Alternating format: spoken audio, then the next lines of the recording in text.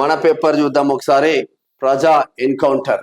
అణగారిన వర్గాల నుంచి తీవ్ర వ్యతిరేకత, ఆ భయంతోనే కులగణనకు మోడీ అంగీకారం. బీహార్ పర్యటనలో రాహుల్ విమర్శలు చేసింది. ఇక రాజ్యాంగ ధర్మాసనం సమాధానం ఇస్తుందా అన్న ఉత్కంఠ.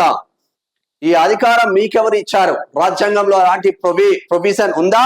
రాష్ట్రపతి గవర్నర్లు ఎలా ఆదేశిస్తారు?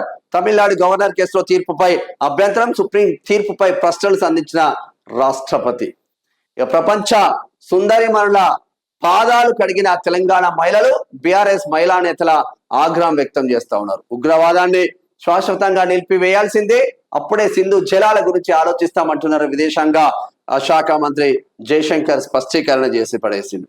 ఇక సరస్వతి పుష్కరాలు ప్రారంభం, కాళేశ్వరం వద్ద సీఎం మంత్రులు పుణ్యస్థానాలు, సరస్వతి మాత విగ్రహాన్ని ఆవిష్కరించిన రేవంత్.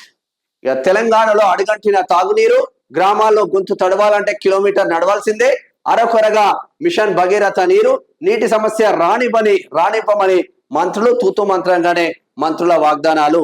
ఏడాది సంగారెడ్డి జిల్లాలో తలవంపున మంజీరా డ్యామ్ తో పాటు సింగూరు ప్రాజెక్టు ఉన్న తాగునీటి కోసం తీవ్ర ఇబ్బందులు ఎదుర్కొంటున్నారు. కొన్ని గ్రామాల్లో అయితే వ్యవసాయ బోర్ల వద్దకు వెళ్లి నీటిని తెచ్చుకోవాల్సిన పరిస్థితి ఏర్పడింది. ఆనాటి రోజులు మళ్ళీ వచ్చినాయని రేవంత్ రెడ్డి సర్కార్ చెప్పగానే చెప్తా ఉన్నారు. టిఆర్ఎస్ హయాంలో ఏ బిందె పట్టుకుని పోలేదే మరి. సరే, మంచి వచ్చేట మంచి జరిగింది కదా, జరిగినప్పుడు ఏ బిందె పట్టుకుని ఆడవాళ్ళు బయటికి పోలే కదా. మరి ఇప్పుడెందుకు భూగర్భ జలాలు అడుగంటుతున్నాయి? సంగారెడ్డి జిల్లాలో పక్కనే సింగూరు ప్రాజెక్టు ఉన్నా, మంజీరా డ్యామ్ ఉన్నా ఎందుకు వాళ్ళకు నీళ్లు దొరుకుతలేవు? మంథని నియోజకవర్గంలో కాళేశ్వరం ప్రాజెక్టు ఉండి మంథని నియోజకవర్గానికి నీళ్లు ఇవ్వరు. సింగూరు మంజీరా ఉన్నా కూడా వాళ్ళకి నీళ్లు రావు. ఇట్లా ఉంది దుస్థితి. ఒక్కసారి ప్రజా ఎన్కౌంటర్ పేపర్ లో ప్రజలు రాసే ప్రజా వాయిస్ ఒకసారి చూద్దాం.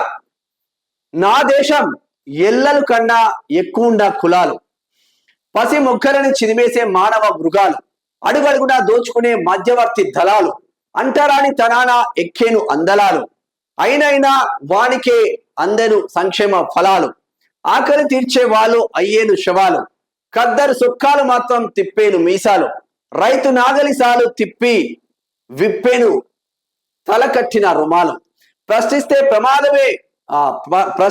ప్రమాదమే తీసేను ప్రాణాలు, ఎన్నాళ్ళు ఉండాలో ఇలా బానిసత్వం అనే కాళ్ళ కింద కిక్కురుమనని మూగ జీవపు వైనాలు, ఎప్పుడు ఏదో ఒక సహాయానికి ఎదురు చూసే సోమరి పోతుల నయనాలు, ఆడదాని స్వేచ్ఛకి విధించే సంఖ్యల బంధనాలు, కట్టుకల తప్పితే కారే కామపు చిరుజల్లు, పల దేశపు వనితల పట్ల కురిసే వడగండ్లు, ఎన్నడూ బాగుపడునో మరి ఈ దేశపు వాకిళ్ళు, ఎప్పటి నుంచో పడుతూనే ఉన్నాయి అభివృద్ధి చెందుతున్న దేశం అనే ఎక్కిళ్ళు, జారుతున్నా గాని దేశపు కుచ్చిళ్ళు, కుల మతాలకి మాత్రమే కట్టే సామ్యవాదపు తోరణాలు, రాజకీయపు భరణాలు, రౌడీ మూకలు గావించే హత్యా కాండనాలు అని రాగిపని బ్రహ్మచారి జబర్దస్త్ గా రాసిండు. అంటే దేశంలో ఏం జరుగుతుంది, నా దేశం ఏం జరుగుతుంది, నా